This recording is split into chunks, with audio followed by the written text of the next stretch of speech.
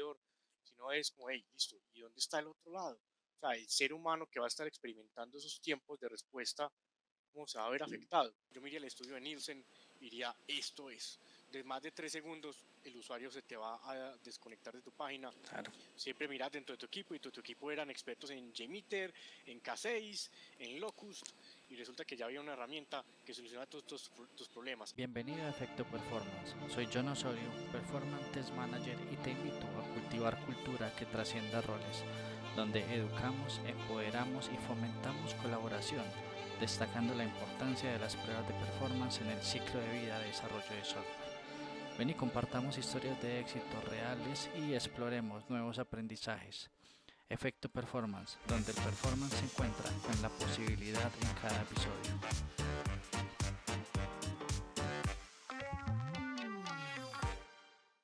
Bienvenidos a otro emocionante episodio de Efecto Performance. Como bien saben mi lema, en el mundo de la tecnología, entre más nos apoyemos todos juntos, más creceremos como profesionales.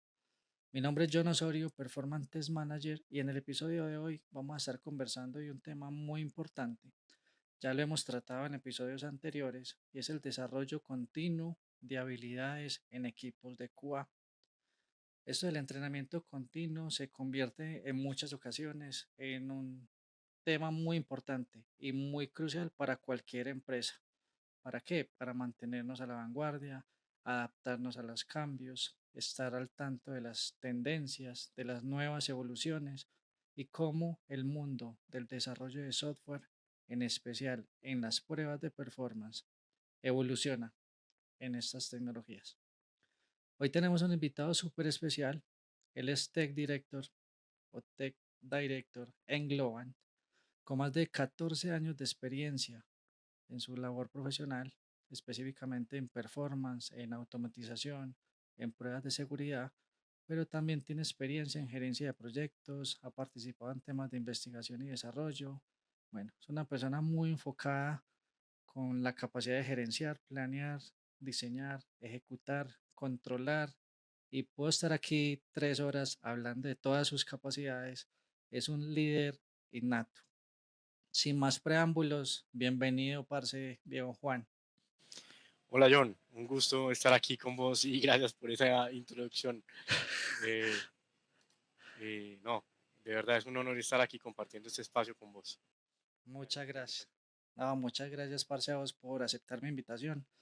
Eh, en las charlas en las que hemos estado, el trabajo que hemos compartido juntos, siempre hemos logrado cosas muy importantes y es muy bacano para mí poder tener y mantener el contacto siempre con vos en todo lo que hacemos.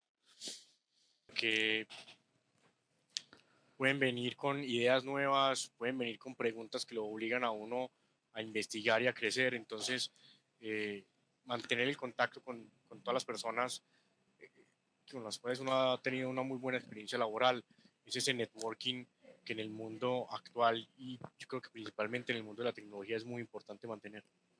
Así es. Así es como uno desarrolla todas esas habilidades, se mantiene al tanto, tendencias, aprende temas nuevos. Uno normalmente se sesga mucho por las actividades del día a día.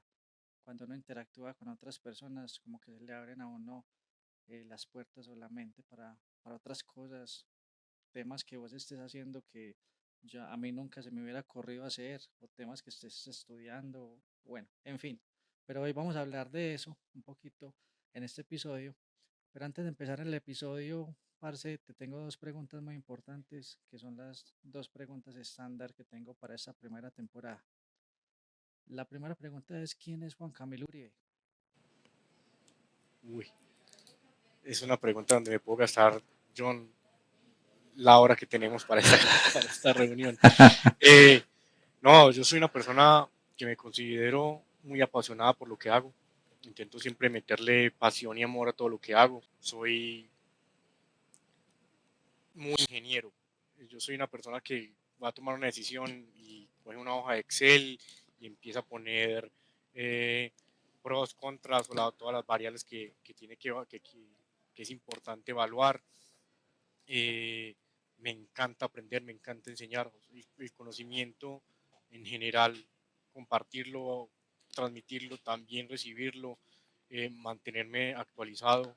Entonces trato siempre de estar aprendiendo, investigando y me gusta ayudar a la gente. Yo soy una persona que en gran parte del tiempo que, que invierto en otras personas es ayudándolos a solucionar problemas. Entonces yo creo que esa podría ser como un resumen muy corto de lo quién es Juan Camilo Uribe. Ah, bueno, yo espero que no hayas hecho un Excel muy grande para tomar la decisión de venir aquí al podcast. No, no, eso fue, vos me invitaste, vos me habías contado que tenías la idea de hacer un podcast y desde eso, oye, muy chévere la idea. Y cuando me invitaste, de verdad que para mí es un honor porque lo siento como un reconocimiento al trabajo que durante mucho tiempo hicimos juntos. Entonces, para mí es algo muy valioso, la verdad, estar aquí con vos. Muchas gracias, Milo. Pues es el capítulo número 16 para que vayas viendo cómo vamos evolucionando. Esperemos que coja bastante tendencia este podcast y que se vuelva reconocido en un tiempito. Milo, nuestra siguiente pregunta. ¿Qué se te viene a la mente o qué entiendes cuando escuchas las palabras efecto performance? Efecto performance. Bueno, realmente voy a empezar con una idea muy simple y el efecto performance para mí es como el efecto que puede tener el performance en la experiencia de usuario. Y de pronto esto es algo que si a unos años atrás no habría utilizado la palabra experiencia de usuario, pero de hace más o menos 4 años para acá, de pronto un poquito más, eh, el performance dejé de verlo como solamente la parte técnica de hay que ponerle muchos usuarios a un servidor para ver cuáles son los tiempos de respuesta y cómo se comporta el servidor, qué tan cargado está el servidor, sino es como, hey, listo, ¿y dónde está el otro lado? O sea, el ser humano que va a estar experimentando esos tiempos de respuesta, ¿cómo se va a ver afectado? Eh, ese es un lado de la moneda que durante muchos años se dejó de lado y creo que todavía muchas personas en el mundo del desarrollo o de, o de calidad y de performance no le han dado la importancia o nunca han visto ese lado, porque el otro lado sigue siendo muy importante y nos enfocamos ahí, que es donde está realmente como la parte para mí divertida de las pruebas, pero usted puede engañar al usuario, por decirlo de algún modo, hacerlo sentir que la aplicación está más rápida simplemente con poner un spinner. Los que no saben qué es un spinner es la ruedita cargando, ¿cierto? Usted con eso puede ganar unos 2 o 3 segundos más de que el usuario no sienta que la aplicación está lenta. Simplemente mostrándole al usuario que algo está pasando, el usuario va a aguantar más. Y esa experiencia de usuario. Y finalmente la aplicación puede ser más lenta o menos lenta, pero realmente lo que el que se va a ver impactado por esa velocidad de la aplicación es el usuario final. En el 99% de las aplicaciones me pueden decir, no, Juan, cuando estamos comprando acciones en una aplicación de una bolsa de valores, el tiempo, la experiencia del usuario no importa, importa es que tu clic llegue primero que el de otros. Y sí, ahí tienen toda la razón, por eso es la mayoría de las aplicaciones, 99%, pero si yo estoy cargando, por ejemplo, un listado de resultados y simplemente la pantalla se puso en blanco, y eso pasa 5 segundos en blanco, es muy diferente lo que el usuario final va a sentir si en esos 5 segundos estaba un spinner ahí mostrando algo o si simplemente estaba la pantalla en blanco. Una barra de progreso. Sí. Sí, una barra de progreso, un spinner, incluso puedes ponerle hasta publicidad, que me parece asqueroso, pero y eso va a mantener al usuario enganchado con la aplicación. Hay un tema que yo comparto mucho y es un estudio que hizo Nielsen. Nielsen es una empresa de investigación de mercado. Eso hace muchos años, ya el estudio no está viejo. Y ellos, después de hacer el estudio, sacaron tres thresholds, tres como barreras. Uno es como 0.1 segundos.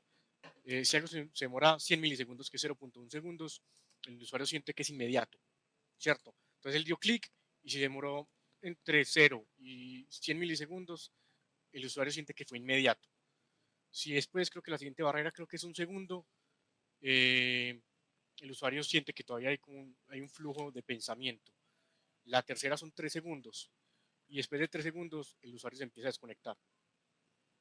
cuando alguien me dice, no, Juan, usted es el experto de performance, que es un buen tiempo de performance, yo me voy a ese estudio porque eso, más que ser un experto de performance, porque al ser experto de performance, la primera respuesta que uno da siempre es depende. Ah, sí, ¿Depende de qué? Usted está generando un reporte de 3 millones de registros, 3 segundos de, 3 segundos de tiempo de respuesta. es muy Sería rápido. genial, sí, sería genial, pero es más imposible que genial, ¿cierto? O sea, ahí yo te admito tiempos de respuesta de 15 segundos y lo sigo considerando rápidos, porque están moliendo muchísimos datos atrás. Pero entonces si me dicen como una respuesta estándar, yo me iría al estudio de Nielsen y diría, esto es, de más de 3 segundos el usuario se te va a desconectar de tu página y puede que si tuviera 2 pestañas abiertas se va a ir para otra pestaña y pudiste haber perdido un cliente. Entonces, ahí estamos. Abriste la conversación con uno de los mitos muy comunes y es que la mayoría de las personas cuando piensan en performance, lo único que se les viene a la cabeza es carga, es estrés, es tumbar el servidor. Y todo lo que mencionaste de cómo la experiencia del usuario, de la percepción del usuario empieza a interactuar con nuestra aplicación, eso lo podemos medir sin necesidad de hacer carga. Todo el tema de optimización web, los Core Web Vitals, herramientas como Lighthouse, PageSpeed, todo eso es cómo está construida la página para hacer lo que acabas de mencionar. Vamos a brindarle una mejor experiencia del usuario independientemente de cómo esté funcionando el backend. Sí, y son muchas cosas. Es también que no se caiga la aplicación, ¿cierto? Eso también sigue teniendo una parte de backend, pero también hay una parte de frontend. Si se cayó la aplicación, dígale al usuario, hey, sabes que tuvimos una interrupción, ¿cierto? Mostrarle un mensajito, un modal, un mensajito de, hey, estamos teniendo problemas de conexión. Y esas son cosas que no tienen absolutamente nada que ver con una prueba de carga, pero que mejoran la experiencia de usuario y hacen que el usuario sienta que la aplicación es estable o listo, uy, se cayó la conexión, pero te digo, hey, se cayó y estamos intentando reconectar. No sé si han visto, por ejemplo, que en Gmail, cuando te quedas sin red, que aparece arribita un bannercito que dice, hey, no hay conexión, reconectando en tantos segundos. Incluso te permite la opción de intentar reconectar ahora. Esas son cosas que no son de performance en sí, pero mejoran la, la percepción del usuario en términos de performance de la aplicación, ¿cierto? Uy, se cayó, pero no es como, uy, le di clic y se quedó blanco, se quedó cargando y nunca me di cuenta que es que no tenía conexión. Cuando me di cuenta, ay, es que se me desconectó la Wi-Fi. La misma aplicación te contó que se cayó la conexión. Entonces son una cantidad de temas que se salen del típico mundo de performance y lo que hablabas de utilizar herramientas como Google Lighthouse que mejoran el desempeño, mejoran no, evalúan el desempeño de una página web. Eso es una cantidad de información súper útil para mejorar el consumo de recursos en un navegador o el consumo de recursos en un celular, el consumo de ancho de banda, ¿cierto? Si bien uno está acostumbrado, o muchos estamos acostumbrados a tener un portátil de muy buena capacidad conectado a una red Wi-Fi o una conexión por cable de gigabit, maravilloso, no todo el mundo tiene eso. Cuando usted está haciendo una aplicación, por ejemplo, que van a utilizar en una mina, ¿cierto? Una aplicación que tiene que mantener el tracking de los camiones, de dónde están los camiones, para temas de mantenimiento, para temas de eficiencia, para temas de manejo de las rutas de los camiones, por ejemplo. Usted no va a tener una conexión Wi-Fi súper rápida. Usted puede que tenga una conexión SIM, si acaso de 3G, y usted tiene que tener en cuenta que tiene esos recursos para ver cómo desarrolla la aplicación, que es uno de los problemas que estoy viendo mucho en este momento en la industria de desarrollo, y es que nos volvimos ágiles y creemos que volvernos ágiles ya no hay que levantar requisitos detalladamente, o no hay que sentarse a pensar, hey, esta aplicación, ¿quién la va a usar? No, me creaste 3 historias de usuario y yo desarrollo 3 historias de usuario y sale, y después salen otras 4 historias de usuario y se desarrollan y nunca nadie se sentó a decir, venga, ¿quién va a usar eso? Va a estar un man en La Guajira que va a estar construyendo una turbina eólica y su acceso a internet va a estar súper limitado. Claro. Y ponemos a cargar una imagen súper pesada de súper alta resolución, donde el man, simplemente cargando la aplicación, se le demora una cantidad de rato, se le gasta una cantidad de ancho de banda, cargando una imagen que es el logo de la compañía, que podría ser súper comprimido, pero nadie lo pensó. Así es, la mayoría de los desarrolladores hacen las pruebas del desarrollo o el testing que están haciendo en sus Macs, en sus super laptops, con su super resolución, con su super pantalla, pero resulta que más del 75%, incluso hasta más del 80% son personas que van a usar la aplicación en dispositivos móviles, ni siquiera en una laptop, ni siquiera en un PC. Y ahí es donde el Chrome User Experience, esos reportes de Google, nos muestran desde dónde se está conectando la gente, qué dispositivos están usando, y el 3G y el 4G es la conexión más común en cualquier aplicación web, y cuando se está desarrollando la aplicación no se tiene en cuenta eso. Sí, y mucha gente, digamos que mucha gente puede pagar un plan prepagado, un plan postpago, pero también muchísima gente utiliza un plan prepago. Entonces ahí cada mega que vos le consumas le va a doler al usuario final. Sí, ahorita que mencionaste el tema de la percepción del usuario cuando se desconecta una página, lo primero que se me vino a la cabeza fue el dinosaurio con el que uno empieza a jugar ahí en Google cuando se cae la conexión. Genios, la gente de Google son genios en muchos sentidos. Hay un loco que es experto en todo lo que tiene que ver performance frontend, ya que nos estamos hablando de performance frontend, es un loco de Google. John, te quedo debiendo el nombre para que lo pongamos en alguna parte en la descripción del video o en alguna parte del podcast. Omani es un genio, tiene un libro que es gratis, está enfocado a React y es un genio de performance, incluso mucho más técnico. La lectura, más que para una persona de performance, es para un desarrollador frontend, pero leer algo de él o ver un artículo de él, de verdad que es un deleite, porque el man es un genio y se lo recomiendo. Cuando se publique esto, seguro vas a tener ahí el nombre del loco, para que si ven algo de ese hombre, de verdad, créanle. Muy bacano, qué buena esa recomendación, Milo. Lo vamos a tener ahí en cuenta y lo vamos a poner aquí en la descripción de este video. Milo, avanzando un poquito en el tema, o digamos que vamos a hacer un paréntesis. Vos sos en este momento Tech Director en Globant. ¿Qué hace un Tech Director? Bueno, en mi caso es algo particular, porque si bien tengo el título de Tech Director, mi perfil es más de un SME, un Subject Matter Expert. Entonces, digamos que sigo muy ligado a toda la parte técnica, pero voy a responder puntualmente tu pregunta. Un Tech Director tiene que tener una visión muy amplia y normalmente están orientados a varios proyectos. Entonces tiene que conocer las necesidades de un cliente o de varios clientes, porque en algunos casos un Tech Director está encargado de diferentes clientes. Entonces tiene que entender cuáles son las necesidades, qué se está trabajando con cada uno de ellos, conocer qué ofrece la compañía o qué puede ofrecer la compañía en la cual uno trabaja, para poder mezclar todo esto en: el cliente tiene esta necesidad, mi compañía tiene este conocimiento, vamos a construir una estrategia en la cual yo le puedo ofrecer al cliente esto y puedo coordinar los equipos, o construir el equipo, definir el equipo de personas que se requieren para construir esa solución. Y esas soluciones irían mucho más allá de una simple prueba de performance.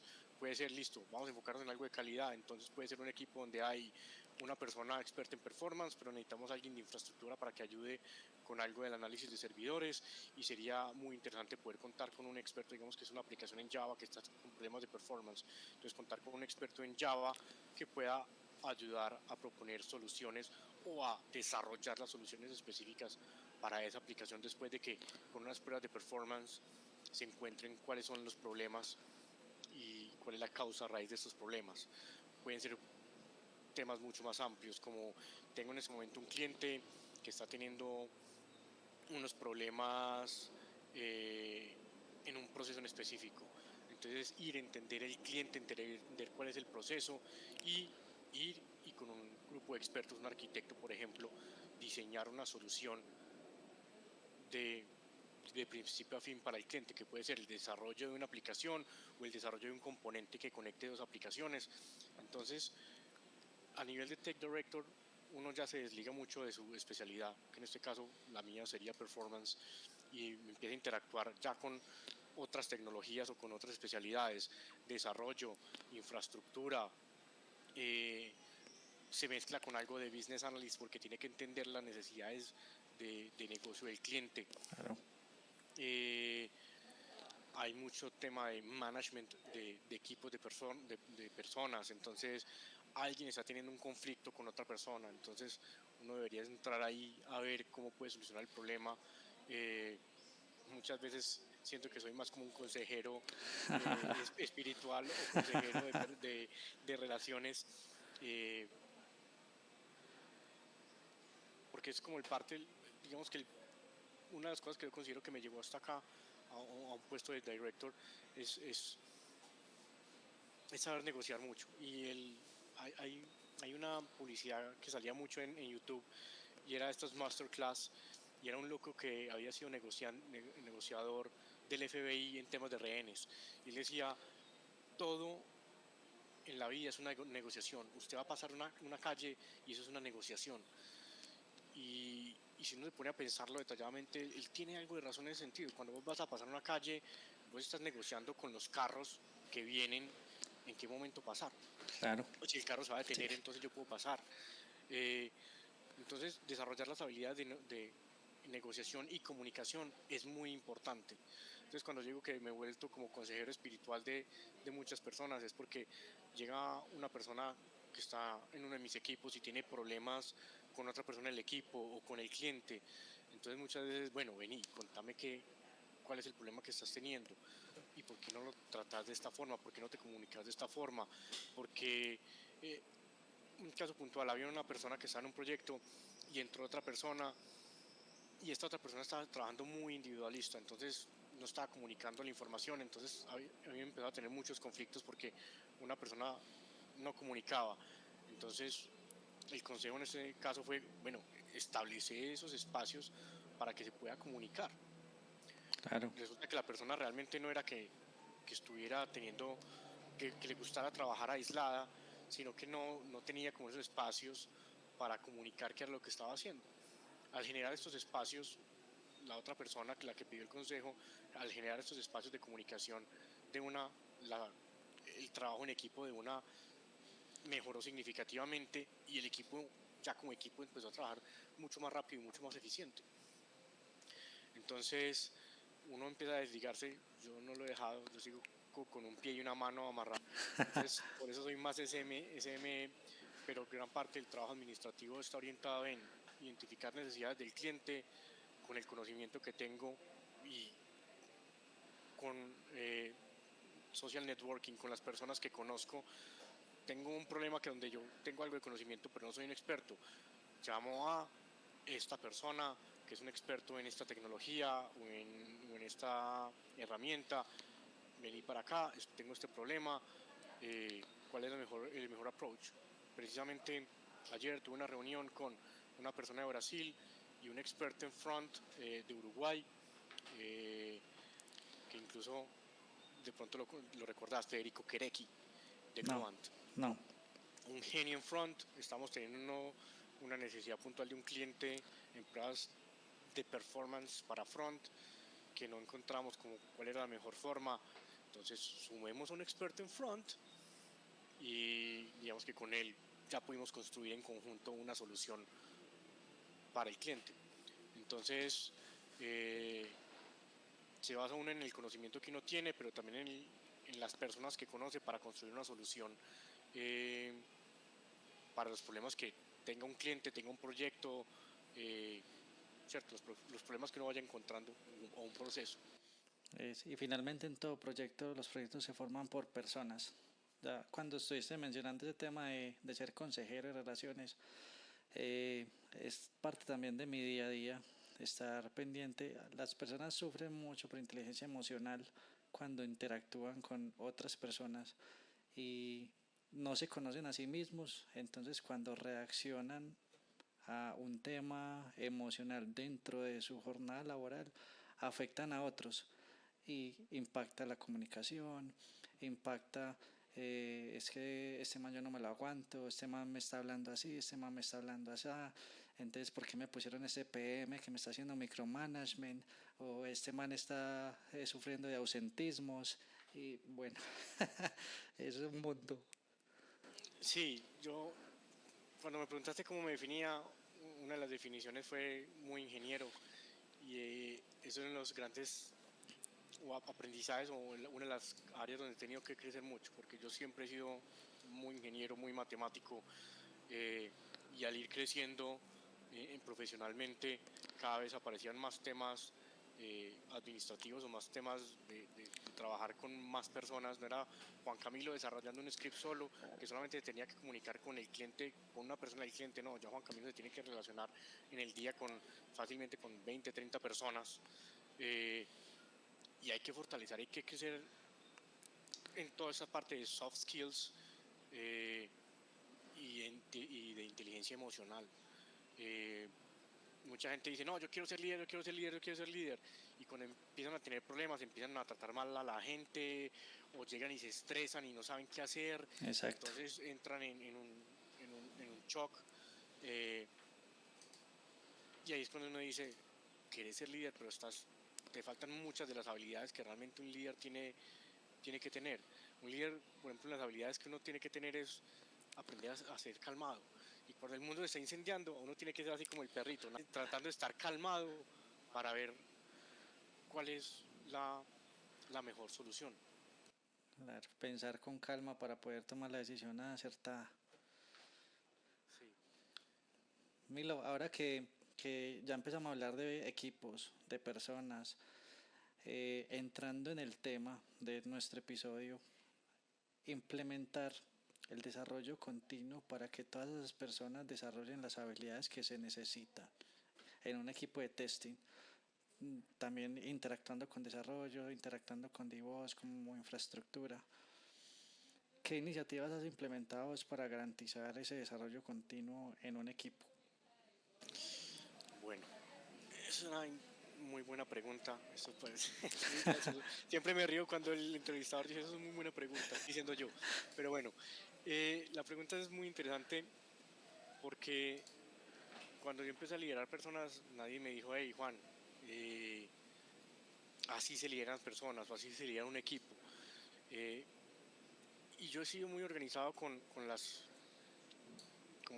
muy ingeniero. Entonces, cuando yo encuentro un problema y encuentro una solución, entonces documento la solución. Y yo documentaba todo eso para mí, ¿cierto? Porque normalmente trabajaba muy solo. Cuando empecé a trabajar con otros equipos de personas, entonces empezamos, pues como, te paso este proyecto y mira que está como lo que yo había documentado. Cuando ya empecé a tener un rol más de liderazgo, eh, yo empecé a crear un repositorio y digamos que la directriz que tenía con mi equipo de trabajo es cada vez que solucionaban un problema, cada vez que hacían un script que no había sido un script sencillo, lo que tenían que hacer después de solucionar el problema era ir y generar un archivo con la documentación, ¿cierto? ¿Cómo lo solucionaste? ¿Cuál era el problema? ¿Cómo lo solucionaste?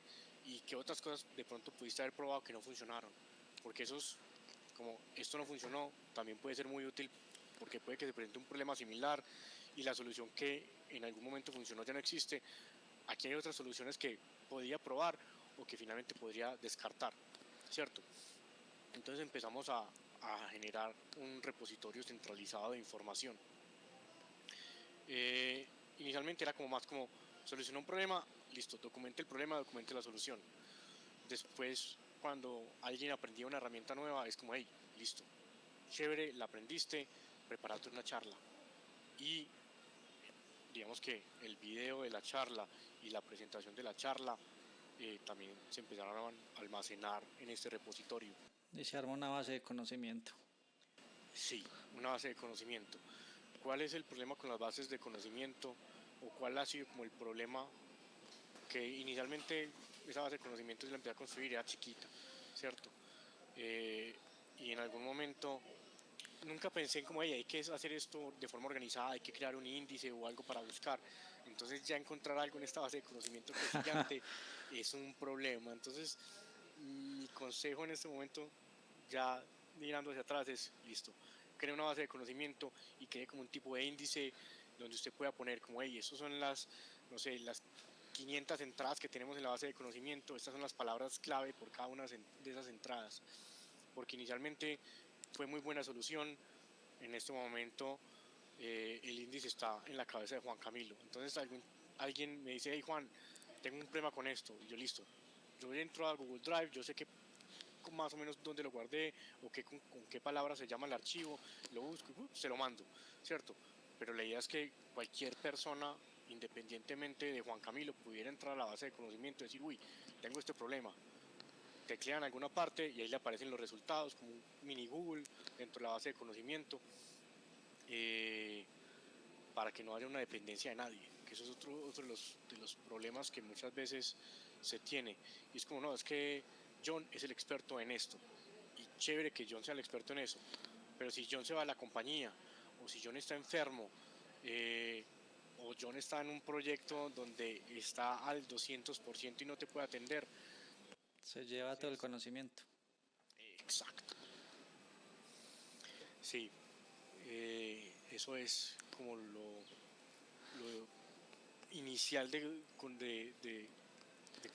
entrenamiento continuo, de estar continuamente manteniendo el conocimiento.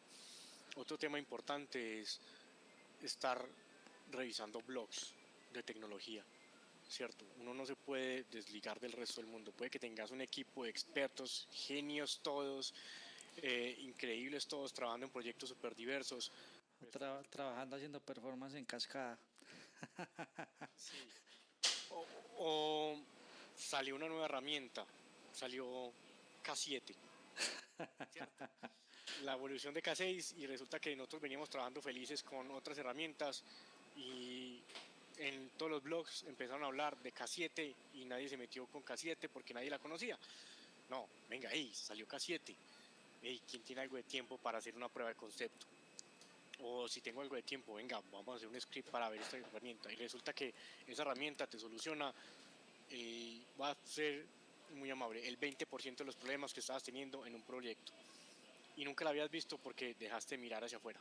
Claro. Siempre miras dentro de tu equipo y tu equipo eran expertos en JMeter, en K6, en Locust, y resulta que ya había una herramienta que soluciona todos tus problemas y ya está en el mercado, pero por estar mirando todo en tu equipo de expertos, porque es que nosotros somos los genios, que es un tema de egos, dejaste por fuera a otros genios que tenían la solución a tus problemas.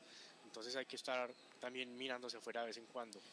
Podcasts como este, por ejemplo, son súper valiosos porque te sacan de tu día a día, lo que vos hablabas de que uno se mete en el día a día y te puedes volver un experto en tu herramienta, te puedes volver un experto en tu proyecto. Puede que un script que al inicio de tu proyecto te tomara, no sé, 4 horas o 2 días, puede que ya después de estar ahí 6 meses los hagas en 10 minutos. Sí, exacto. Entonces estás feliz porque te queda tiempo para hacer otras cosas. Mi consejo es, dentro de esas otras cosas extras que puedes hacer, es abrirte el blog de Blaze Meter, por ejemplo, el blog de Redline 13. Tiene artículos muy interesantes con cosas nuevas. Hace unos días un cliente nos puso un reto, no nos puso un reto, de hey, ¿ustedes qué están haciendo con inteligencia artificial para pruebas de performance? Entonces la pregunta empezó, no me llegó a mí, sino que me llegó a partir de un chico. Este chico, yo le dije, teníamos esta iniciativa, pero vení, vamos a ver qué más podemos encontrar en el mercado, qué se está haciendo en el mercado. Entonces empezamos a buscar en el mercado, trajimos como, en este momento no hay mucho de inteligencia artificial en performance, ¿cierto? Pero vimos como cuáles eran las ideas que estaban por ahí y dijimos, listo, ¿qué podemos utilizar de eso para nosotros construir algo? Entonces ya tenemos unas iniciativas internas para aprovecharnos de lo que hay en este momento de inteligencia artificial para mejorar nuestros procesos, pero digamos que los puntos de partida fueron estos artículos que encontramos afuera. Claro. Entonces hay que estar mirando alrededor qué hay para no desactualizarse, y porque pueden haber genios también por fuera. Hay gente muy crack, que está haciendo cosas que posiblemente a vos no se te han ocurrido porque no sos tan genio o porque no has visto los problemas que ellos ya vieron, porque es que muchas veces las ideas o las soluciones a problemas parten es de un problema, y si no has tenido ese problema... Claro, ¿cómo lo vas a solucionar? Exacto. Parce, ya que tocaste como todos los temas importantes, un ejemplo de un programa de formación exitoso que te haya ayudado a mejorar significativamente las habilidades de algún equipo. O de pronto mientras vas pensando en esa, ¿vos qué opinas de las certificaciones como parte de un proceso de mejora continua de los skills técnicos que uno desarrolla? Yo soy enemigo de las certificaciones, y tengo muchas, pero soy enemigo. Porque gran parte de las certificaciones están ligadas a una herramienta. Usted está certificado en LoadRunner, pero es en LoadRunner 9.5. Cuando sale a 9.6 ya dejaste de estar certificado. Entonces, los americanos han sido unos genios en eso y han vuelto la educación un negocio. Los norteamericanos son genios volviendo todo un negocio, y no está mal. Lo malo podría ser volverse dependiente de eso. Entonces, algunas de las certificaciones que tengo es porque se necesitaba que alguien se certificara en algo, entonces mandemos a Juan Camilo, entonces Juan Camilo se certificaba en eso. Entonces Juan Camilo es un SQL Server Database Administrator de Microsoft SQL Server 2008. ¿Para qué me ha servido?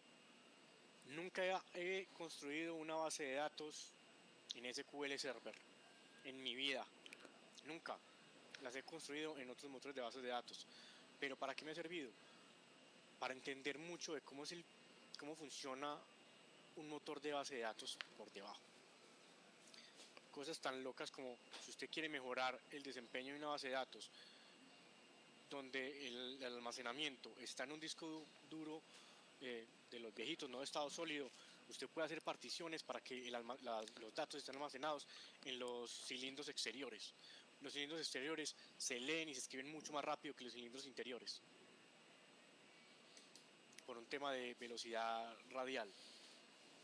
Esas son cosas que yo las aprendí estudiando para esa certificación. Entonces, para mí las certificaciones, ¿en qué sentido son chéveres? Que te dan mucho conocimiento, pero para mí el cartón realmente lo que te está poniendo es como unas esposas a que te tienes que estar renovando la certificación cada cierto tiempo, porque las empresas que te certifican por 1, por 2 años, o te certifican en una versión específica de una herramienta, de LoadRunner. Hay unas certificaciones, y muchas de las certificaciones tienen una vigencia que es completamente válido, ¿cierto? Yo garantizo que Juan Camilo tiene conocimientos en esta tecnología. Resulta que Juan Camilo dejó de trabajar en la tecnología durante 3 años y sigue estando certificado. No, entonces debería realmente renovar la certificación. En ese sentido, es completamente válida la idea de tener que recertificar, ¿cierto? Porque hay una empresa que está diciendo, yo certifico que Juan Camilo sabe de esto, ¿cierto? Pero te pone un lastre muy teso de estar pegado a los papeles, y a mí me encanta más es el conocimiento en sí. Entonces, yo he estudiado, por ejemplo, para la certificación de ISTQB técnica de performance. Yo he estudiado, nunca me he certificado. Entonces, pero adquiero el conocimiento, ¿cierto? Aparte que estar sacando dinero para certificarse en todo lo que me gustaría me dejaría pobre. Pero el conocimiento sí se queda en mí, ¿cierto? Entonces, por ejemplo, yo estaba en la universidad, hice una certificación de análisis de tráfico TCP/IP. No, era sí era TCP/IP. Eso me dio un entendimiento súper profundo de cómo funciona el tráfico por la red. Y es algo que me ha servido mucho para temas de seguridad, cuando trabajaba mucho en temas de seguridad. Después, cuando llegué a performance, yo tenía un entendimiento súper completo de cómo funcionaba el tráfico por la red, entonces entendía que cuando hago un get, yo qué puedo ver, qué no puedo ver, qué ventajas, por ejemplo, tiene UDP versus TCP para cierto tipo de aplicaciones. Para los que no saben qué es UDP, es como el hermanito a TCP, sino que para ciertas cosas es mucho más rápido, pero es menos resiliente. Entonces, bueno, un momento como hay en detalles que me voy a quedar aquí y aburriendo a todo el mundo. Pero entonces, tener ese entendimiento me ha permitido solucionar muchos problemas. Hay veces que dicen como, uy, no, Juan, es que no me estoy pudiendo conectar a ese servidor. Venga, empecemos a revisar. ¿Usted intentaste abrir un telnet y hacer una conexión a ese puerto? No. Listo, entonces venga, probemos a ver que por lo menos desde tu computador Que pueda ver el responda. computador. Porque la gente dice, ah, no, es que yo le hago pin y si llego. Sí, pero si tienes un firewall en la mitad, el pin llega, pero la conexión al puerto en específico no va a llegar si tienes un firewall que impide esa conexión. Entonces, ese es conocimiento que yo en algún momento para alguna certificación adquirí, pero la certificación, creo que esa no se vencía. Ahora, si me vuelven a poner a hacer el examen de esa certificación, muy posiblemente lo va a perder. Pero el conocimiento, mucho del conocimiento que adquirí para certificación, lo he utilizado para solucionar muchísimos problemas en muchos proyectos, o incluso a mí me gusta desarrollar, pues como lo tengo como hobby, entonces yo tengo mis propios proyectos personales. Entonces, como, uy, esto no me está funcionando, venga, yo hago una analogía con una cajita de herramientas. Voy a una cajita de herramientas de conocimiento y yo para esta certificación aprendí esto, vamos a utilizar esto que utilicé en algún momento para este otro proyecto. Y digamos que me ha permitido solucionar muchos problemas que si no hubiera hecho X o Y certificación o no hubiera estudiado X o Y tema, jamás habría podido solucionar. Por ejemplo, aquí como un paréntesis, en este momento no, llevo más o menos un año estudiando Vue. Vue es un framework JavaScript, es equivalente a React o equivalente a Angular. ¿Por qué escogí Vue? Simplemente porque un amigo que considero un crack en desarrollo front me dijo, en mi empresa estamos utilizando esto. Y yo dije, ups, listo. Mi siguiente paso, en ese momento, hace muchos años había empezado a estudiar AngularJS, cuando ni siquiera se llamaba AngularJS, sino que se llamaba Angular solito, el Angular viejito. Terminé de estudiarlo, hice un par de cositas con eso, me pareció muy interesante, me dio un conocimiento muy grande sobre qué son las aplicaciones SPA, que yo no tenía ni idea que es una aplicación SPA, Single Page Application, ¿cierto? Y ya después quise como aprender un poco más de ese tema. Estaba React, que es de Facebook, estaba Vue y estaba Angular. Angular, el de Google, requería aprender TypeScript. Yo no, en ese momento no tenía interés en aprender TypeScript, entonces Angular lo descarté. React, yo no soy muy amigo de Facebook, entonces Descartado.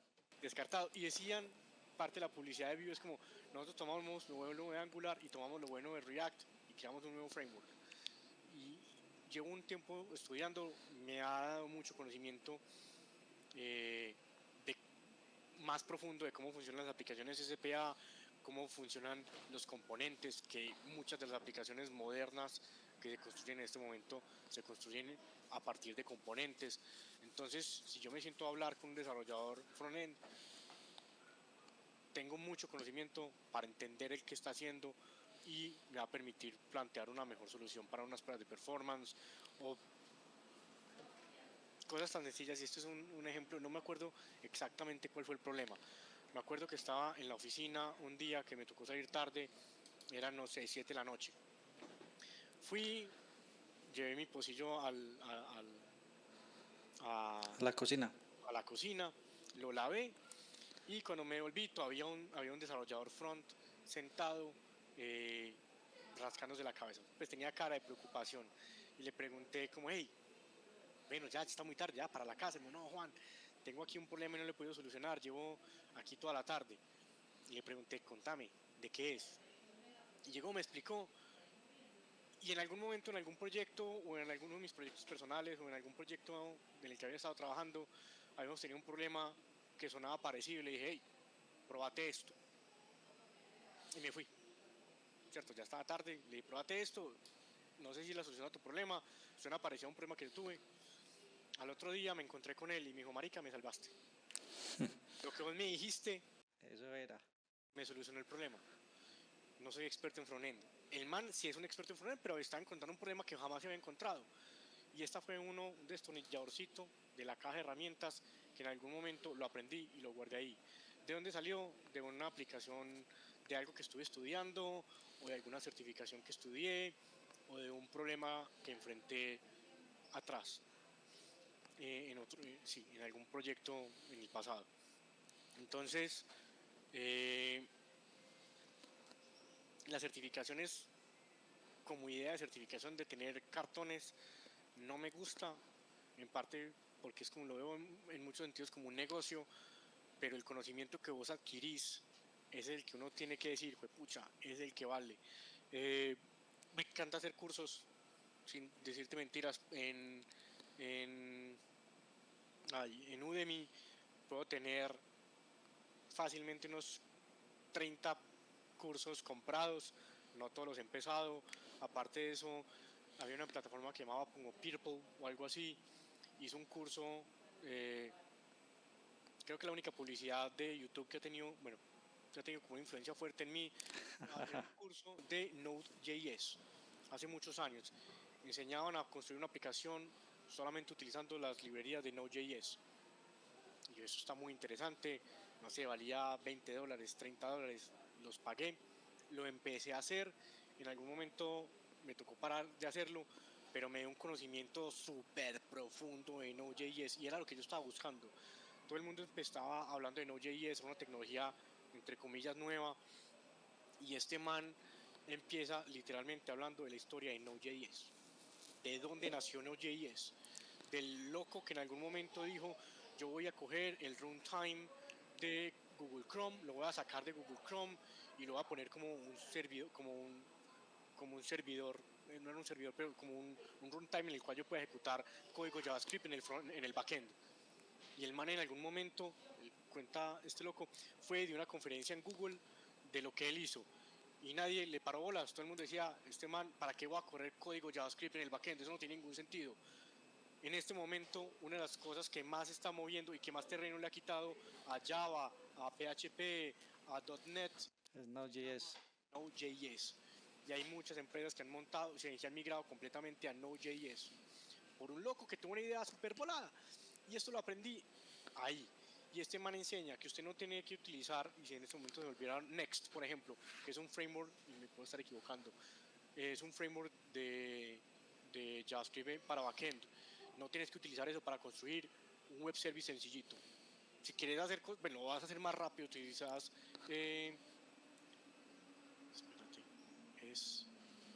es que no, bueno, no estoy seguro que sea Next, pero no tienes que utilizar un framework de backend de JavaScript para construir un endpoint sencillito para algo básico. Lo puedes hacer con puro vanilla JavaScript y va a ser mucho más rápido y mucho más eficiente porque los frameworks agregan una cantidad de cosas que, si bien al momento de desarrollar lo haces mucho más rápido porque tenés el, no sé, 70% de las funcionalidades ya desarrolladas, cuando lo haces con vanilla JavaScript puedes hacerlo mucho más rápido, pues va a ser un servicio mucho más rápido en términos de desempeño porque le quitas todas esas otras capas que agregan facilidad a la hora de codificar. Yo empecé a ver el poder de Node.js cuando empecé a utilizar mucho SciSpeed.io, que basado en Node.js construyen todos los componentes y todos los plugins para hacer el browser time, para analizar todas las métricas que se van a extraer del DOM del HTML, empieza a hacer esos cálculos, como las grabaciones de video, las evidencias, las métricas, los cálculos, y todo netamente usando Node.js. Es muy poderoso, o sea, Node es una cosa increíble de poderosa, aparte de que el lenguaje que habla el frontend es JavaScript, eso no habla ninguna otra, bueno, CSS, pero eso no es un lenguaje, algunos me miraría feo, no es un lenguaje de programación, no, eso sí es un lenguaje de programación y tiene cosas muy poderosas, incluso puedes hacer juegos con puro CSS. Ahora, ¿quién lo hace? Gente con mucho tiempo libre y muy genio. Listo, pero realmente el lenguaje fuerte de frontend es JavaScript.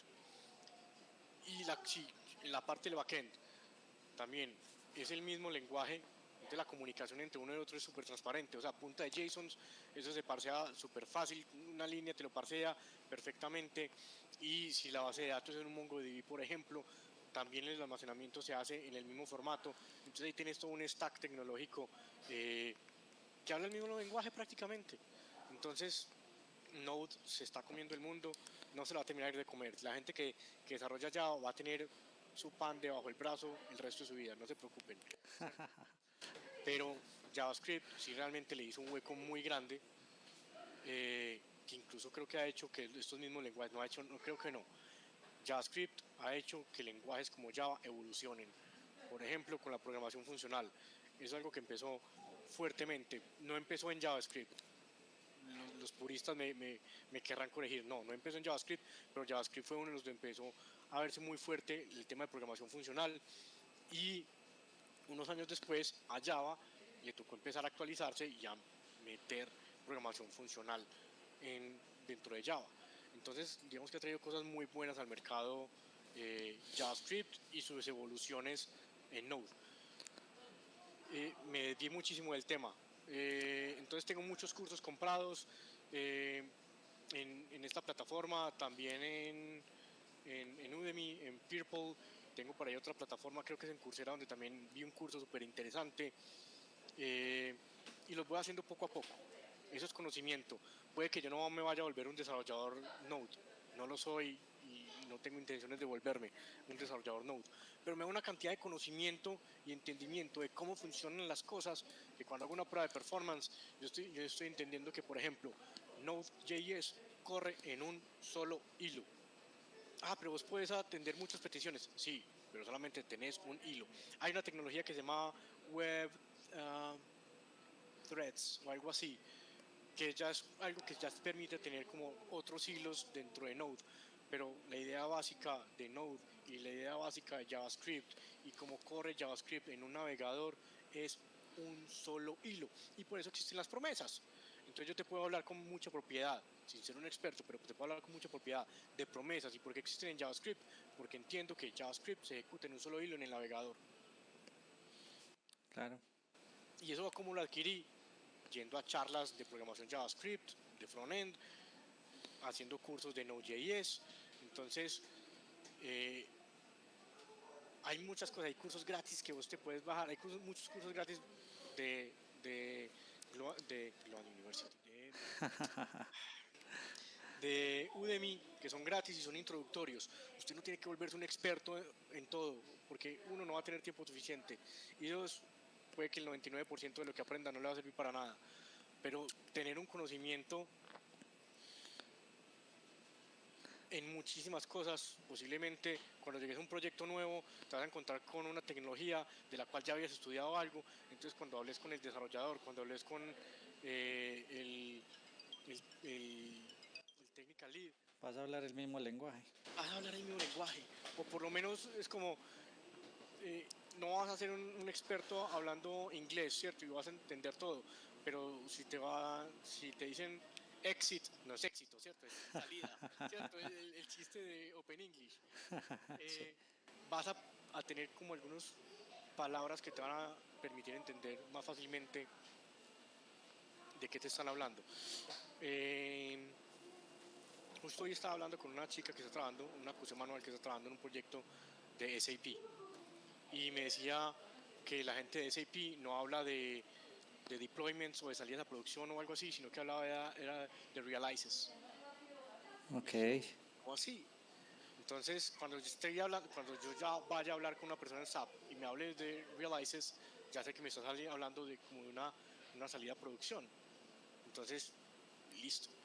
Ese es un ejemplo muy chiquitico de algo que aprendí en una conversación hoy, puntualmente. Pero si, por ejemplo, me pongo a trabajar más en un proyecto con SAP, cuando me sienta a hablar con un desarrollador SAP, que literalmente ellos hablan otro idioma, voy a poderle entender, o a entenderle más que si me quedo en el mundo de soy un experto en JMeter, en New Relic y en, no sé, K6, ¿cierto? Si me quedo en ese mundito, cuando voy a hablar, a probar una aplicación en SAP, me voy a sentar a hablar con el desarrollador SAP y va a haber mucha fricción intentando entender qué me está diciendo él. Necesitamos el deploy hey, yo voy a probar después de que vos hagas el deploy. Y entonces me va a decir, no, el realize. Yo no, el deploy. No, el realize. Vení, ¿qué es un realize? Ah, es un deploy. Ah, ok, listo, ya entendí. Ok. Son bobadas, pero son ejemplos de cómo el conocimiento en diferentes áreas te da una cantidad de herramientas que vos vas a tener en una cajita de herramientas que cuando llegues a un proyecto diferente o cuando alguien va y te dice, hey John, ¿sabes qué? El cliente me está pidiendo hacer unas pruebas en una aplicación mobile que está consumiendo mucha batería. Entonces John ya sabe que para hacer pruebas de performance en el código que se ejecuta dentro de mobile son estas herramientas y eso es lo que puede utilizar.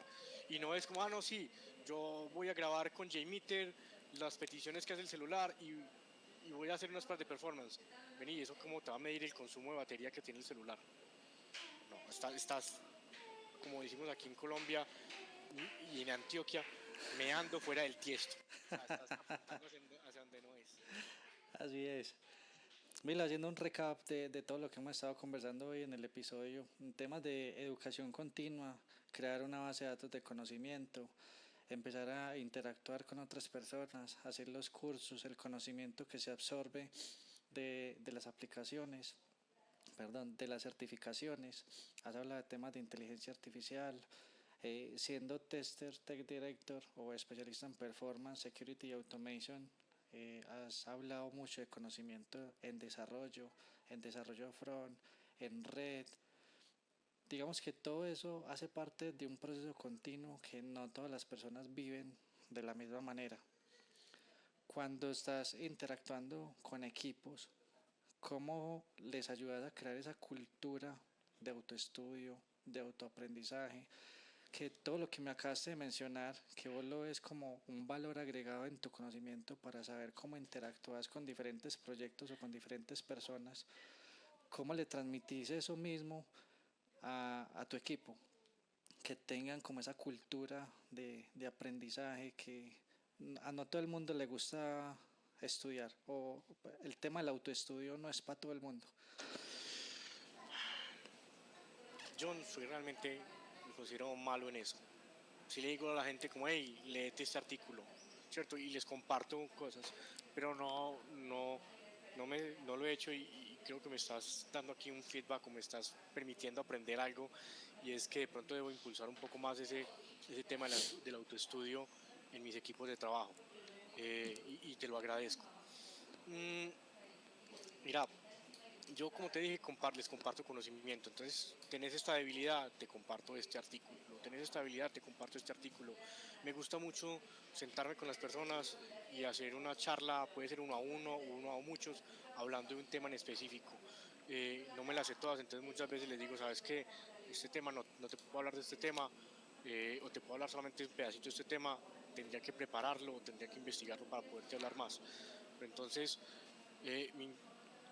mi orientación como hacia capacitar las personas es o compartirles temas puntuales en los cuales veo que están débiles o en los cuales ellos quieren mejorar o sentarme y darles una charla. Pero cuando me estaba haciendo la pregunta me acordé de un profesor al que odié o al que no odié, porque mucha gente odiaba su metodología de trabajo. Su metodología de trabajo era, listo señores, para la siguiente clase léanse en el capítulo 2 de tal libro o busquen sobre esto en internet. Listo. Y empiecen a estudiar desde ya esto. Y él llegaba y se sentaba o daba una clasita cortica y decía, listo, para profundizar, hablen de esto. Y el man se iba. Se iba, pues, o ahí se acababa la clase o nos ponía a hacer otro ejercicio. A la clase siguiente, listo señores, ¿tienen alguna pregunta sobre el capítulo 4 del libro? Nadie se lo había leído, ¿cierto? Entonces nadie tenía preguntas. Entonces, listo, todo está súper claro. Sí, él sabía que nadie se lo iba a leer, ¿cierto? Examen, tin. Examen no. Listo, señores, si era un tema como muy importante, entonces sí llegaba y daba como una clase como de 10 minutos y listo, el trabajo, el proyecto que tienen que construir es esto. Eso que teníamos que construir, literalmente, si no habíamos leído el libro, no íbamos a tener ni idea de cómo construir eso. Entonces, uno decía, no, vení, no te entiendo, tengo un problema con esto. Entonces llegaba, decía, listo, busca esta palabra, busca estas dos palabras en Google. Y uno como estudiante, uno decía, y fue puta, este marica se la está ganando de gratis. En este momento de mi vida le agradezco infinitamente lo que él hizo conmigo. Me dijo, Google es la principal herramienta para aprender. Y para aprender usted tiene que aprender usted solo. Yo puedo venir aquí a darle una charla y enseñarle todo. Pero él me enseñó a aprender por mí mismo. Entonces, claro, como yo no me había leído el libro, entonces me tocaba sentarme juiciosito a googlear todo lo que no había leído en el libro, a googlearlo por mi cuenta. Como no había dudas, entonces él nunca se sentó a explicarnos las dudas, entonces tocaba aprender y aprender. Y de verdad, todos mis compañeros de la universidad lo criticaban mucho en ese sentido. Y yo en ese momento digo, lo mejor que pude aprender de esta persona, y aprendí muchas cosas de esta persona, lo mejor que pude aprender fue ese autoestudio, esa capacidad. Me obligó a desarrollar esa capacidad de autoestudio y de pronto eso es lo que uno debería hacer con sus equipos. Y es decirles, tenés un problema con esto, listo, investiga sobre esto y hablamos en media hora. Y que en media hora esa persona venga, listo, ¿qué aprendiste? Ok, y ya yo con mi conocimiento y experiencia puedo complementarle ese conocimiento. Volviendo a la pregunta que me hiciste de qué estrategias, yo creo que es muy importante, estrategias que me han servido para mejorar como el conocimiento dentro de equipos. Finalmente los proyectos están muy limitados a ciertas tecnologías o cierto conocimiento, ¿cierto? Estoy trabajando en un proyecto que son APIs REST y estoy probando con JMeter. Entonces tu conocimiento va a estar limitado a APIs REST y JMeter. No vas a tener que aprender K6, no vas a tener que aprender sobre cookies, no vas a tener que aprender sobre SOAP, no vas a tener que aprender nada de eso. Entonces vas a estar muy limitado. Entonces, digamos que vos puedes potenciar el conocimiento y normalmente lo que hago cuando llega una persona a equipo es, como te dije, soy muy organizado, entonces cuando entro a un proyecto empiezo a crear un archivo con las cosas que he ido entendiendo el proyecto, quiénes son los desarrolladores, cuando tengo un problema con esto, con quién hablo, esta información está en esta wiki, entonces empiezo a crear como un diccionario o una mini Wikipedia del proyecto. Una de las cosas que intento siempre hacer cuando una persona llega a un nuevo proyecto donde yo he estado es, hey, te comparto mi Wikipedia. Invertirle tiempo, léela. Ahí vas a encontrar como una guía de cómo es este proyecto. Si de pronto es como, hey, ¿sabes de esta tecnología? No, listo, estudia sobre esta tecnología. ¿Por qué? Porque este proyecto está guiado con esta tecnología. Entonces realmente, más que una estrategia de conocimiento de estrategia para mejorar el conocimiento de un equipo, es cómo hago que ese ramp-up, utilizando palabras de performance, ese ramp-up dentro del proyecto para las personas sea mucho más suave, ¿cierto? Porque ya van a tener como un mapa, un panorama de qué es lo que van a necesitar para desenvolverse muy bien en ese proyecto. Y lo otro que te decía, el autoestudio. Vea, yo en algún momento, yo decía, yo aprendí programación, ¿cierto? Uno tiene la lógica de programación, prácticamente puede utilizar en cualquier lenguaje, porque es prácticamente la misma lógica. Uno se aprende, digamos que esa es una base que te sirve para programar en cualquier lenguaje. Ya después cada lenguaje tiene todas sus particularidades, hay unos más sencillos que otros, hay unos que tienen unas cosas muy, muy extrañas, pero digamos que la base es en general para todos. Para todo. Y yo en la universidad, en la ignorancia de uno como estudiante, yo decía, los médicos tienen que estarse actualizando cada vez más porque salen nuevas técnicas, nuevas enfermedades, nuevas cosas. Esa gente tiene que mantenerse actualizada. Ellos no tienen que mantener tan actualizados como nosotros. O sea, la investigación de una medicina se demora años. Nosotros en 2 semanas ya tenemos algo nuevo. Un framework nuevo. Hay muchos chistes sobre los frameworks de JavaScript. Digamos que ya se han consolidado algunos cuantos, pero si vos te puedes hablar de frameworks JavaScript, encontrás Stencil, que es algo para traducir de un framework como vanilla JavaScript, pero encontrás Vue, React, Angular, encontrás Svelte, o sea, hay toneladas. O sea, simplemente googleen framework JavaScript y salen nuevos cada año intentando solucionar problemas de otros del framework anterior o aparecen nuevas versiones. Así pasó con Angular, con Node.js, que llegó para, para que los desarrolladores de frontend pudieran desarrollar backend.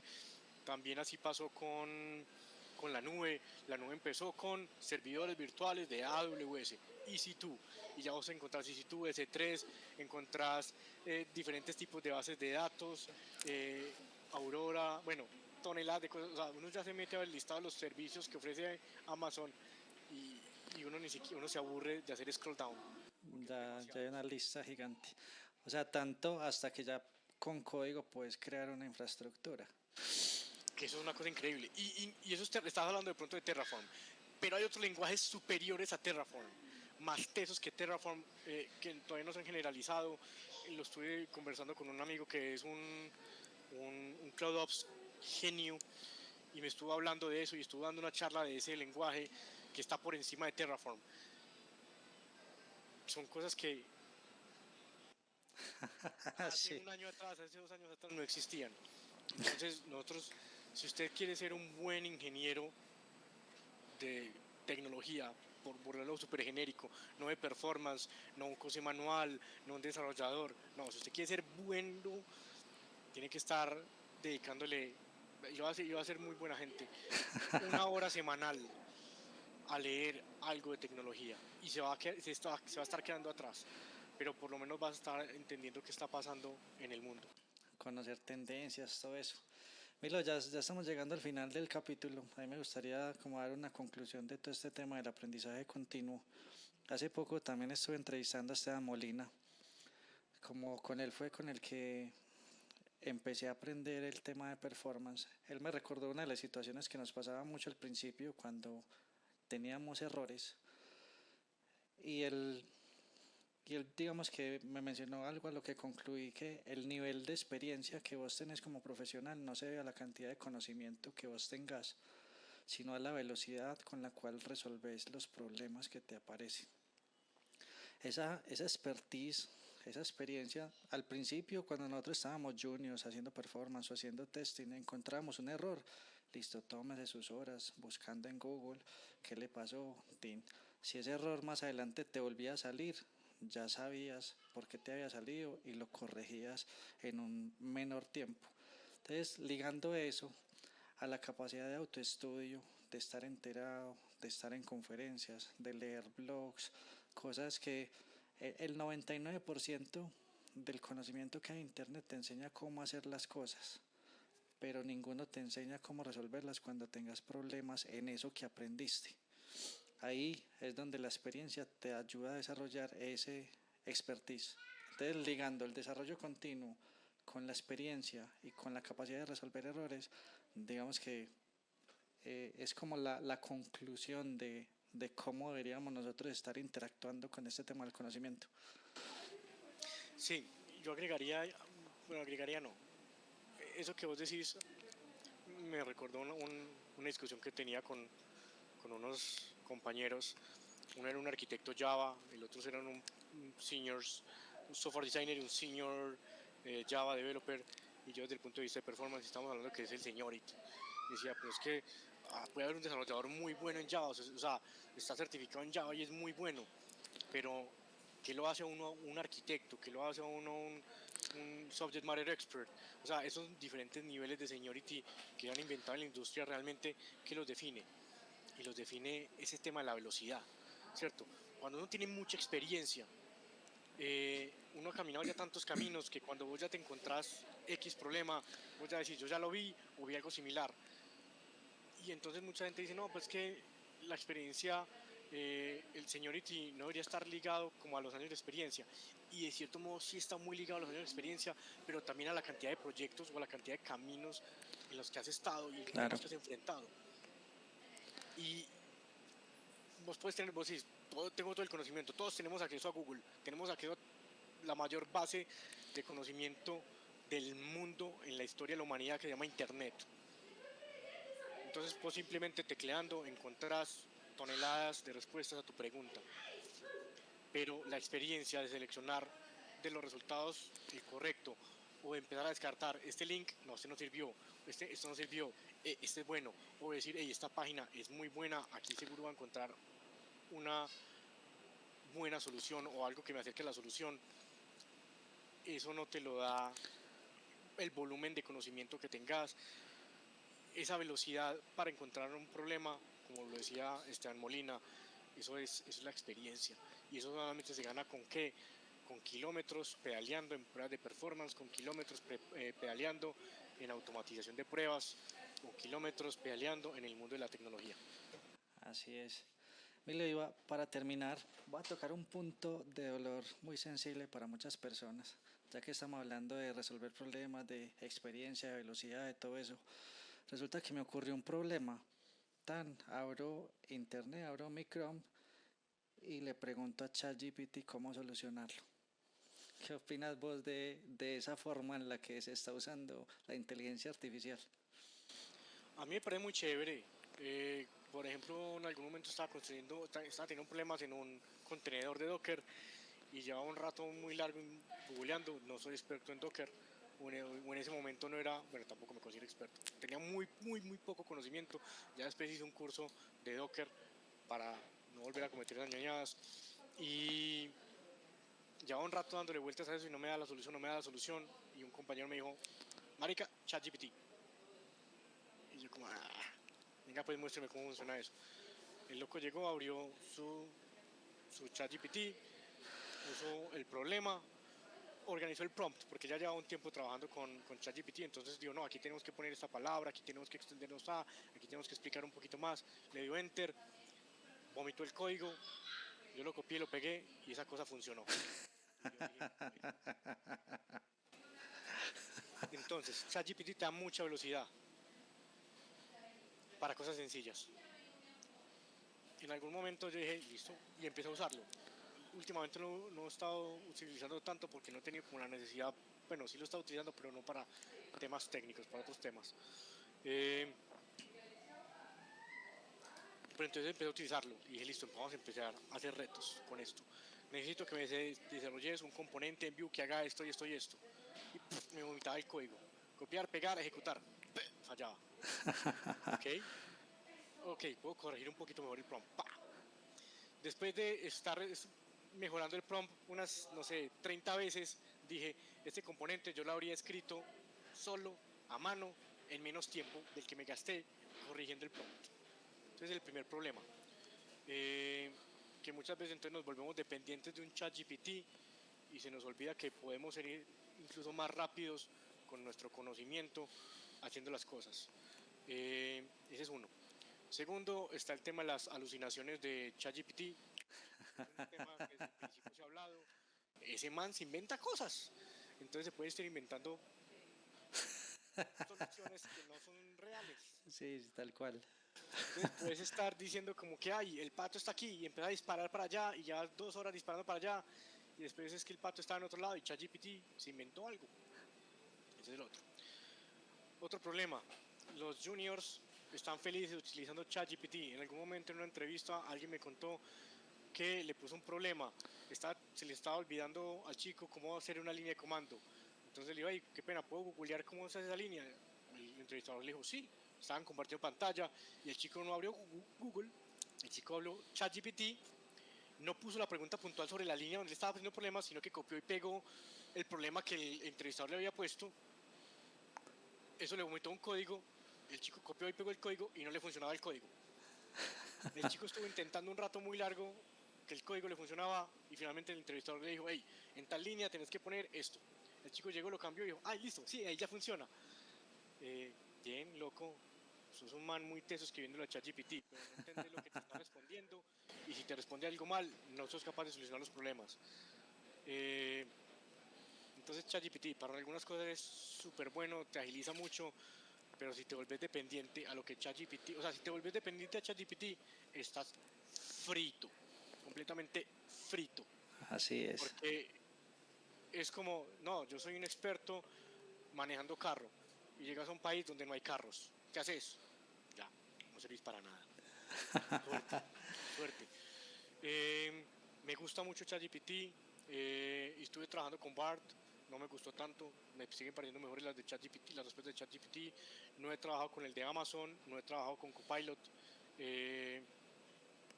pero seguro que nos potencian mucho, nos van a solucionar problemas muy rápidamente, muchos problemas sencillos muy rápidamente. Hay veces que yo estoy como, necesito un algoritmo que me genere esto. ChatGPT, genéramelo. Me lo genera, lo copio, reviso la lógica, ¿cierto? Leo el código, entiendo el código. Ah, claro, está interesante esta lógica. Me lo generó mucho más rápido, pero pasó primero por las manos de un humano antes de pasarlo a producción o ponerlo Claro, en el script, ¿cierto? así es, tal cual. Entonces es una herramienta muy poderosa, pero es una bomba atómica en las manos de un niño chiquito. Usted lo puede volar a usted en pedazos. Usted puede matar a su enemigo o volarse usted en pedazos. Milo, ha sido fascinante, parce, de explorarte este tema de conocimiento, de autoestudio, de entrenamiento, de todo este tema de la educación que nosotros debemos de tener como profesionales. ¿Qué consejo le das a las personas que nos estén escuchando para que mejoren su formación como profesionales o para que busquen esa forma táctica de mejorar sus skills? ¿Qué consejo les darías a los que nos están escuchando? Bueno, lo que te dije yo al principio, vayan a blogs de tecnología y vean cosas que estén pasando en este momento. Hay muchos blogs muy interesantes, tristemente muchos se han perrateado. Antes un artículo, se me olvidó este blog que es muy famoso, de tecnología. John, ayúdame. ¿Cuál? Uno que era muy... Ay, Dios. ¿Cuál será? Uno ya busca mucho... ¿Sataka o qué? No, Sataka no, es un... donde la gente escribe, la gente puede escribir artículos ahí. En Wikipedia. No, Momentum, no, ¿cómo es? Ay, se me olvidó. Hombre, mi memoria. Bueno, hay un blog que era muy bueno en tecnología, la gente que escribía ahí era gente muy buena técnicamente, y se empezó a volver popular y se empezó a llenar de artículos donde enseñan cómo sumar dos números en Java. Entonces ahí es cuando vos empezás a encontrar artículos muy malos en una plataforma que era muy buena. ¿Un blogger o qué? No era Blogger. No, es una que incluso creo que Google ya te puedes autenticar con Google y muchas de las cosas que uno encuentra. Ay, Dios, a ver. TechCrunch, Mashable, No, Wire. no. Bueno, uno de esos. Lo vamos a poner en la descripción de este video. Medium. Ok, Medium. Medium. Vos hace unos 4 años en Medium encontrabas artículos muy buenos escritos por gente muy tesa, y como que la gente empezó a ver que ahí escribía la gente tesa, entonces creen que al escribir artículos donde escribe la gente tesa se van a volver tesos, o no, realmente la gente se empieza a ver como, no, es que yo tengo un blog en Medium, entonces soy muy bueno. Y cuando vos ves la calidad de los últimos artículos que yo he visto en Medium, de verdad dan lástima. Entonces pasó de ser un blog súper chévere a hacer un blog que ya le interesaba. Yo no sé si antes pasaba por unos editores que controlaban la calidad, o antes era muy desconocido y la gente lo empezó a ver como una oportunidad para como recoger renombre y poder conseguir un mejor trabajo. Pero todo el mundo empezó a publicar en Medium y una palabra que utilizamos aquí, se perrateó. Entonces bajó mucho de calidad. Entonces buscar blogs de tecnología, leer artículos buenos. Hay gente en Twitter muy tesa, no todo el mundo, pero hay gente muy tesa y hay gente que lo sigue. Yo no sigo a nadie, nada. Yo soy una persona que no le gustan casi las redes sociales, yo no sigo a casi nadie. Pero empezar a seguir a esas personas que son muy buenas, que tienen blogs interesantes o que tienen podcasts interesantes. Hay una chica en YouTube para temas de infraestructura, Tata, creo que se llama. Re crack, explica súper bien, súper claro. Explica los conceptos, que yo creo que es una parte donde mucha gente falla y donde mucha gente en este momento de la tecnología, la gente dice, quiero aprender a programar, entonces se meten a un curso de YouTube donde dice aprenda a programar en 5 horas y aprenden a no a programar, aprenden a echar código en 15 horas. Maravilloso, es un man que sabe escribir un if en JavaScript. Pero si vos le decís, hey, organízame los números de menor a mayor en este arreglo. Ah, listo, utilizo sort. No, no puedes utilizar sort. Ya, ahí murió. Murió. Y eso es muy triste porque entonces nos estamos llenando de echadores de código, de vomitadores de código, que eso es lo que ChatGPT sabe hacer, vomitar código, pero nos estamos quedando sin programadores. Gente que cuando tiene un problema de arquitectura puede sentarse y decir es que el problema de arquitectura está aquí y puedo solucionarlo. Y eso, ese conocimiento, ¿cómo se logra? No yendo al curso de 15 horas de YouTube, sino yendo a blogs un poco más complejos, un poco más especializados, siguiendo a gente muy crack que escribe muy buenos artículos que van a ser más complicados de entender, sí, pero cuando lo entendas vas a adquirir un conocimiento de muy buena calidad que te van a permitir aprender conceptos que son los que puedes utilizar en cualquier momento, sobre cualquier tecnología. O sea, el conocimiento que yo tengo sobre HTTP, yo lo puedo utilizar en JMeter, en LoadRunner, en K6, en Locust, porque entiendo por debajo qué está pasando. Entonces el consejo es, busquen un par de buenos blogs y lean de vez en cuando 1 horita, 2 horitas, sálganse un poco de su zona de confort. Son performance 100%, listo, váyase a estudiar un poquito de programación frontend. Ya terminó con programación frontend, listo, vaya y estudie un poquito de Node o estudie un poquito de PHP. Uy, Juan, pero es que PHP, los chistes de que PHP es un lenguaje, vea, ese es un chiste muy bueno, pero está muy alejado de la realidad. Hay muchas páginas muy tesas que están hechas en PHP. Y cualquier cosa que esté hecho en WordPress está hecha en PHP. PHP. Y gran cantidad de las cosas en Internet en este momento están hechas en WordPress, por ende están hechas en PHP. Si usted quiere tener trabajo que de pronto no va a ser también pagado, por ejemplo, como para un desarrollador Node.js, puede ser PHP, porque va a tener muchísimo trabajo. Node.js sí, en este momento es un mercado más competitivo, vas a encontrar desarrolladores malos, vas a encontrar desarrolladores buenos, pero PHP, si bien JavaScript le quitó espacio, como lo dije en el principio, a Java, a .NET y a PHP, siguen estando ahí y hay mucho software que va a estar en ese lenguaje durante mucho tiempo, porque migrarse de una aplicación que está hecha en PHP 100%, que lleva, no sé, 5 años de desarrollo, a migrarse a JavaScript, es un proyecto que el 99% de las empresas no están dispuestos a correr el riesgo. Exacto. Entonces, Con ese tema hiciste un spoiler. Normalmente cuando las personas buscan aprender un conocimiento técnico, la mayoría de los cursos te enseñan a escupir código. Te enseñan la herramienta, literalmente. Y yo hago la analogía con las pruebas de performance. Las pruebas que buscan en Google, en Udemy, en cualquier plataforma, quiero aprender pruebas de performance, es pruebas de performance con BlazeMeter, pruebas de performance con JMeter, pruebas de performance con Gatling, pruebas de performance con Locus.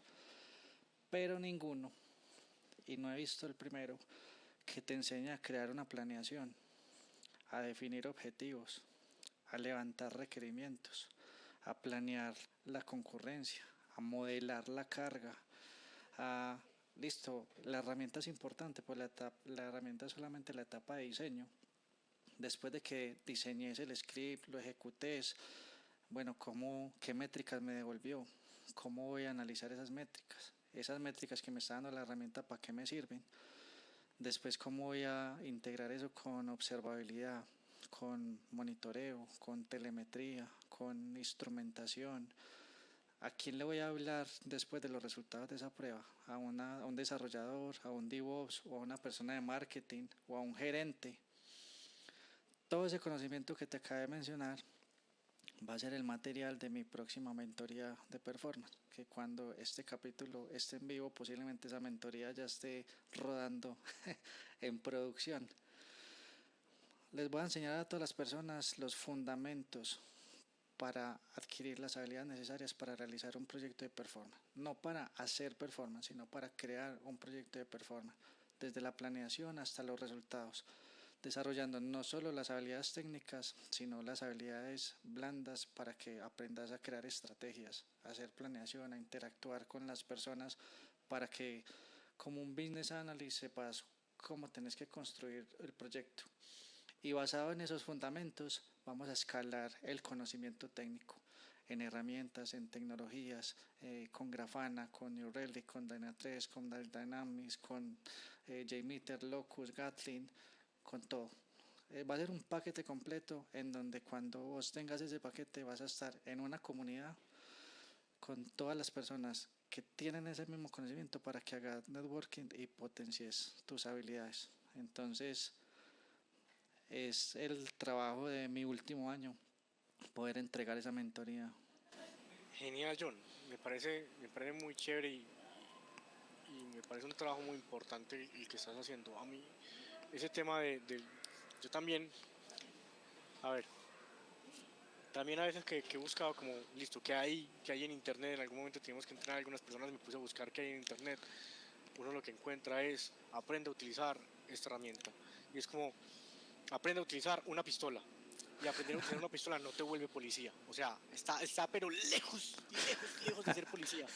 Entonces a veces a mí me da miedo porque me dicen, Juan, enséñame a utilizar JMeter. Y yo, listo, yo te enseño a utilizar JMeter. ¿Para qué lo usar? Para poner para de performance. Y yo, listo. Entonces yo le enseño a utilizar JMeter. Y le digo, listo, ¿y cuántos dólares vas a ejecutar? Ah, no, me dijeron que ejecutara tantos. Ah, bueno, ¿y cuál es el ramp up? ¿Qué es el ramp up? Ah, bueno, y espérate, y vas a estar monitoreando la infraestructura. ¿Monitoreando? No, listo, vaya, ejecuta las pruebas. Y cuando tenga el resultado o cuando tenga algún problema, me avisa. El 99% vuelven y me dicen, Juan, vení, eso está fallando. O tumbé el servidor. Y yo, listo. Venga, nos reunimos usted, yo y su líder técnico o el líder de desarrollo y vamos a hablar de pruebas de performance en serio. Venga, ¿en qué ambiente está probando? Ah, es que estamos probando en un ambiente de calidad. Ah, bueno, ¿y cuánto se diferencia el ambiente de pruebas de calidad del de producción? No, estoy en hacer un 5%. ¿Y con cuánta carga probaste? Ah, con el 100% esperado en producción. Listo. Ahí puedes tener parte de tu problema. Entonces, sí, en este momento volvemos al tema de la velocidad. La velocidad es buena para solucionar problemas, pero muchas veces tu problema no es saber utilizar JMeter o no es saber tirar cientos de usuarios concurrentes a una aplicación. Tu problema realmente es hacer unas pruebas de performance y eso requiere una cantidad de conocimiento, sentarse. Uno de los temas que vos lo mencionaste ahí es modelar una carga. Hace unos días una persona se me acercó y me dijo, Juan, ayúdame, tengo que hacer unas pruebas de performance, yo hice un cursito, pero hace mucho no lo he hecho, entonces ayúdame a crear el script en JMeter. Listo, vamos a crear el script en JMeter. Listo, vamos a ejecutar. Bueno, le dije, listo, ¿cuánto tienes que ejecutar? No, ellos quieren ejecutar 10.000 usuarios concurrentes. Y eso es una carga muy alta para muchísimos clientes, no para todos, hay clientes que tienen que soportar millones de usuarios concurrentes, pero para muchísimos clientes 10.000 peticiones por segundo es mucho. En una autenticación es una locura. Y yo le dije, bueno, no vayamos con los 10.000, empecemos con algo más chiquito. Me dijo 1.000, y yo, venga, empecemos con 100. Con 100 apenas, yo, empecemos con 100. Llegamos, hicimos el script, ejecutamos. Y pum. El ramp up era de 100 segundos sin usuarios en loop. O sea, era simplemente una por ahí, séptimo usuario, error 500. Ya estaba frita la aplicación. Más o menos el cálculo eran como 65 usuarios concurrentes. Creo que hice como el cálculo de cuántos usuarios había en ese momento. Porque el tiempo de respuesta de la aplicación era perverso. Es más, yo desde que hicimos la primera ejecución de JMeter para ver cuánto, si estaba el script correcto, yo vi, eso se está demorando más o menos 30 segundos en responder. Yo le dije, eso ya está malo, pero venga, ejecutemos lo que usted quiere ejecutar, ¿cierto? Como, ya hay problemas, pero le va a mostrar, va a solucionarle su problema. Usted me vino con un problema que era ejecutar unas pruebas de 1.000, de 10.000, vamos a ejecutar unas pruebas más chiquitas para que usted vea que el problema es mucho más grande de lo que usted está pensando. Sí, séptimo usuario, error 500. Listo. Vaya, hable con el equipo de desarrollo porque usted está viendo esto. Ya lograron que la aplicación soporte hasta el usuario 26. O sea, siguen estando muy mal. Entonces también están probando en un ambiente de calidad, no hay herramientas de monitoreo, ¿cierto? Pero evidentemente la aplicación tiene ya suficientes problemas de performance como para poder llegar a construir una prueba seria.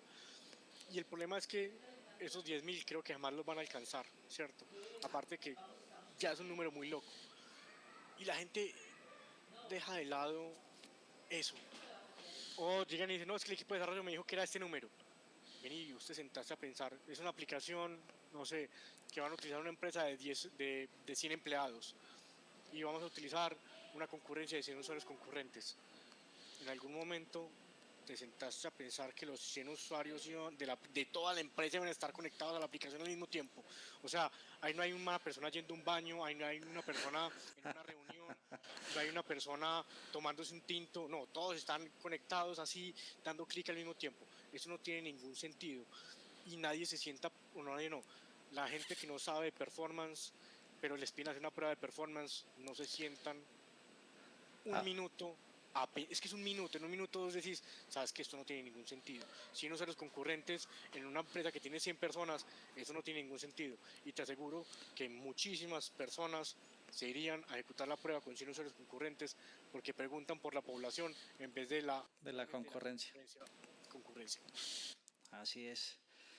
Milo, muchísimas gracias, parce, por esta hora y media en donde estuvimos conversando de todos estos temas. Para mí siempre va a ser un honor, parce, conversar con vos. Así como vos mencionaste al man de Google, que era un genio y que era un deleite verlo, para mí es un deleite conversar con vos, parce. Muchísimas gracias. No, John, un gusto cuando me quieras invitar, de verdad.